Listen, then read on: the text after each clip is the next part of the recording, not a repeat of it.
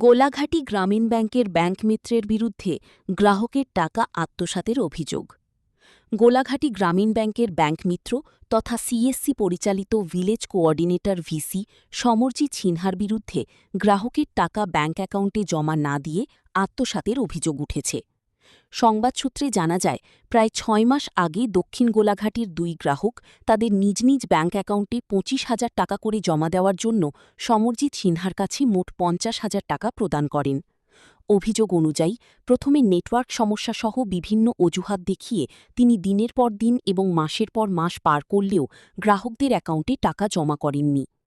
পরবর্তীতে বাধ্য হয়ে ভুক্তভোগী গ্রাহকরা বিষয়টি গোলাঘাটি বাজার সমিতিকে অবহিত করেন। বাজার সমিতির প্রতিনিধিরা গ্রাহকদের সঙ্গে নিয়ে গোলাঘাটি গ্রামীণ ব্যাংকের শাখা ব্যবস্থাপকের কাছে সমরজিৎ সিনহার বিরুদ্ধে একটি লিখিত অভিযোগপত্র জমা দেন। এদিকে এলাকাবাসীর মধ্যে আরও অভিযোগ রয়েছে যে সমরজিৎ সিনহা বিভিন্ন সময়ে সরল সোজা গ্রামবাসীদের কাছ থেকে মোটা অঙ্কের অর্থ নিয়ে আয় সনদ, ইনকাম সার্টিফিকেট, পিআরটিসি প্রভৃতি নথি প্রদান করে থাকেন, যা অভিযোগকারীদের দাবি অনুযায়ী অবৈধ ও ভুয়া। সমরজিৎ সিনহার বিরুদ্ধে অভিযোগপত্র পাওয়ার পর ব্যাংক কর্তৃপক্ষ এবং সিএসসি কর্তৃপক্ষ কী ধরনের ব্যবস্থা গ্রহণ করে সেদিকেই এখন সবার নজর।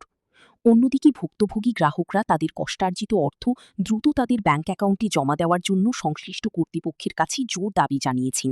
দক্ষিণ বাজার সমজিতের এনে 25,000 করে মার বইয়ের বাবুর 50,000 টাকা ফাড়াইছি পরে দেয় হে আমার প্রথম কয়েকদিন কইছে সার্ভে খারাপ, এরপরে তো কইতেছে টিয়া বলে ফান্ডে আটকে রয়েছে, কইছে হে আমার আজকে 5-6 মাস ধরে খালি ঘুরাইতেছে। এরপরে দিয়ে ব্যাংকের ভিতরে চেক পাঠাইছে, এরপর ব্যাংকও গেছি কোনো চেক ম্যাক নাই। এরপরে ব্যাংক ম্যানেজার কইতেছে দরখাস্ত দিতে, এরপরে আমি বাজার কমিটিরে জানাই নিয়ে এসে ব্যাংকে দরখাস্ত দিছি। কালকে তারে বাজার কমিটিটা আইছে, তে বাজার কমিটি মিটিংয়ের ভিতরে আইছে না। মানে টিয়াটা যাতে আমি যাতে পাই, টিয়াটা কালকে তার মাও কইছে বলে ঢুকিয়া গেছে, কারণ এটা চেক করলে কই তারা